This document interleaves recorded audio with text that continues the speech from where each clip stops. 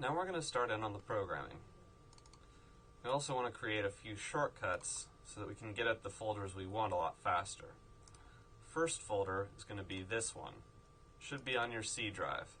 It's got all of these batch files and source for everything from the models to the materials and the maps. Create a shortcut to it and put it on the desktop. We're going to call this one mod src, or source for short. Next, open up Program Files, and in your source mods directory, you find this other folder called jetmod. This one has all of the data files. It's got the DLLs in the bin file, a bunch of configuration files, the compiled maps, all of that stuff. Create a shortcut to this folder too, except this time we're going to call it mod data. This will help distinguish the two folders. Open up mod data, and now we can start in on our project. The first thing we want to do is we want to add in a new key command and have it do something in the game when we press it. Now in source, you can do this by opening up the scripts and then finding kb_act.lst. Open it up and you'll see something like this. On the left side, we have a bunch of command names. Some of them are blanks, some of them start with pluses, some of them don't. We'll get into what exactly those do in a bit. On the right-hand side, you'll see a bunch of strings, most of which start with a pound symbol. The strings without pound signs will be inserted as is, but the ones with pound signs are tokens and will be replaced with a different string. The way this works is when the source engine parses a string, if it detects a pound symbol at the beginning, it knows it's a token and will look for its definition somewhere in a different script file.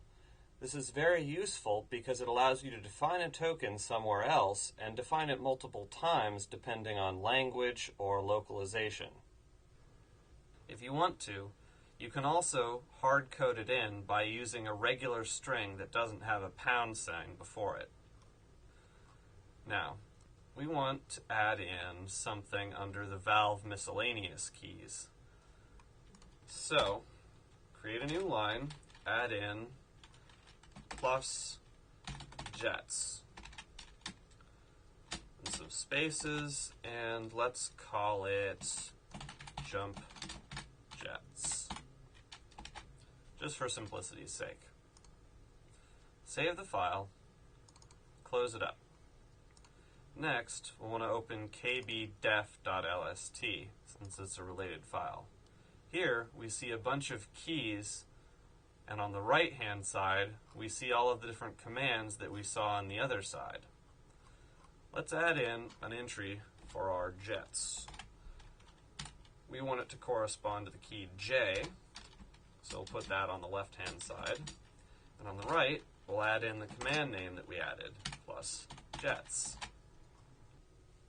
Save this file. Now, let's see what effect those script changes had on the actual game. Open up the mod src folder. Open up runmod.bat and we'll see if we can find out what it did when we changed those resource files.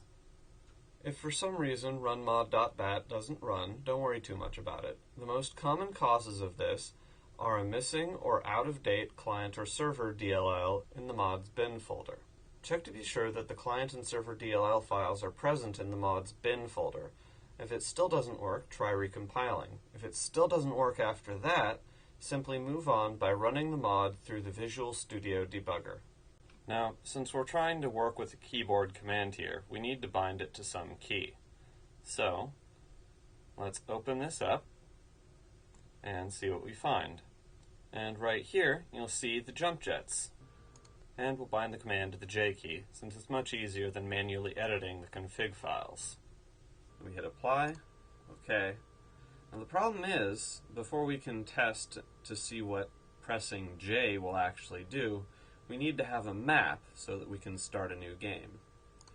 Quit out, and I'll show you how to add in a new map.